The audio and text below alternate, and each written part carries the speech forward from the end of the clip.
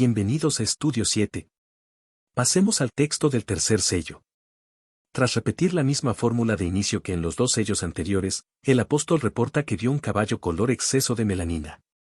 Bueno, en realidad solo uso ese término porque la palabra griega para negro es melas, de donde proviene nuestra palabra melanina. El mensaje tras el color de este caballo es, por pura lógica, lo opuesto al blanco. Pero, mejor dejemos que la Biblia sea su propio intérprete. En el Antiguo Testamento, esta palabra describe el tono de piel de la sulamita y el plumaje de un cuervo. En el Nuevo Testamento, el negro es el color de la tinta y se usa también en el sexto sello al hablar del lúgubre oscurecimiento del sol. A continuación, Juan ve al jinete de este tercer caballo teniendo un yugo en su mano.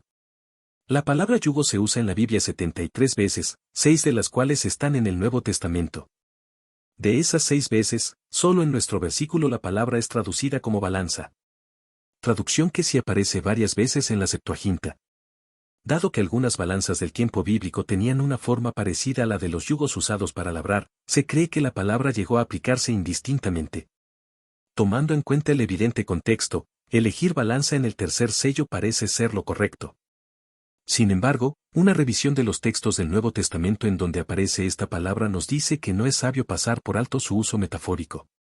Me refiero específicamente a que es la misma palabra que, por ejemplo, Cristo menciona 2 veces en su famosa invitación registrada en Mateo 11, 29 y 30, «Llevad mi yugo sobre vosotros y aprended de mí, porque mi yugo es fácil y ligera mi carga».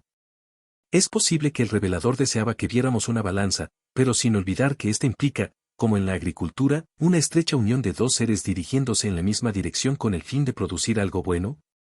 Siendo que me resisto a creer que tan profundo significado detrás de esta metáfora esté del todo ausente en Apocalipsis, regresaré a este punto en un momento. La expresión en su mano se usa 2 veces más en Apocalipsis, y siempre se refiere a la mano de un ser celestial, a la del ser poderoso de Apocalipsis 10 y a la de Cristo en el capítulo 14, quienes tienen un librito y una hoz respectivamente.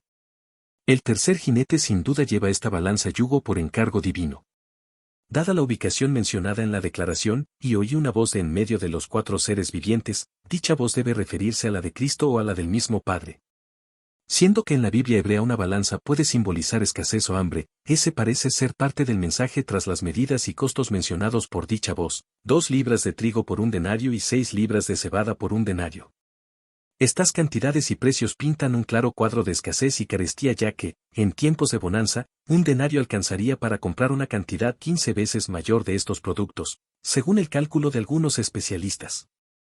Pero, agrega aquella voz, no dañes el aceite ni el vino. El verbo dañar en griego significa literalmente hacer injusticia o actuar injustamente. Traducirlo como dañar o agraviar ocurre en varias ocasiones, pero en Apocalipsis cuando este daño se comete en contra de los fieles o de la naturaleza ciertamente siempre es injusto. De ahí que el verbo actuar injustamente también aparezca en pasajes en donde se menciona una balanza. Por lo tanto, no hay razón de separar ambos conceptos, el del daño y la injusticia, en este pasaje. Consecuentemente, una interpretación de este daño que cuadra bien con su contexto inmediato sería, pero no cobres de más por el aceite y el vino. O en otras palabras, no actúes injustamente en lo que respecta al precio del aceite y el vino. Para los receptores originales de Apocalipsis, esto pudo recordarles un decreto que, en su momento, emitió Domiciano. Mediante este, el emperador prohibió que se trabajara en muchísimas viñas a fin de que, en vez de ello, se diera prioridad a la agricultura. El caos social y económico que esto provocó hizo que el emperador diera un paso atrás respecto a esta decisión. Unamos las piezas entonces, un caballo negro, una balanza con forma de yugo, una gran carestía, pero también la certeza de que al menos el aceite y el vino estarán disponibles. ¿Qué cuadro ves al juntar todos estos elementos? ¿Qué te parece la siguiente reconstrucción? Este sello nos habla de un momento en donde la blancura y poder del Evangelio están bajo una gran presión. La oscuridad que intenta opacarlo y contrarrestarlo es semejante a una época de gran escasez y consecuente hambruna, época en donde el Evangelio, el que incluye llevar el yugo de Cristo, no ha desaparecido, pero su brillo y su disponibilidad han sido limitados en extremo. La balanza en forma de yugo lo expresa en términos de carestía, a la vez que lo ilustra en términos de que el yugo de muchos no está ligado ya al de Cristo, razón de la escasez y el drástico cambio del blanco al negro. Pese a ello, el aceite y el vino, símbolos del Espíritu Santo, la palabra de Dios y el triunfo de ambos en Zacarías, trasfondo veterotestamentario de los 4 caballos, siguen al alcance de quien desee adquirirlos. El Evangelio ha salido para vencer y no se detendrá ni por el fuego ni por la lúgubre oscuridad que cunda a su alrededor. Tal es el cuadro plasmado en el tercer sello y que, de acuerdo a la interpretación historicista, representa los siglos del cristianismo que se caracterizaron por una progresiva y generalizada declinación espiritual, fruto de la unión de la Iglesia con el Estado y la ruptura de su compromiso con Cristo. Lo que la guerra civil y la persecución resaltadas en el segundo sello no lograron provocar en la fe de muchos, aparentemente la carestía sí pudo hacerlo. El mensaje en 7 palabras es el siguiente: que nadie ponga precio a tu fidelidad.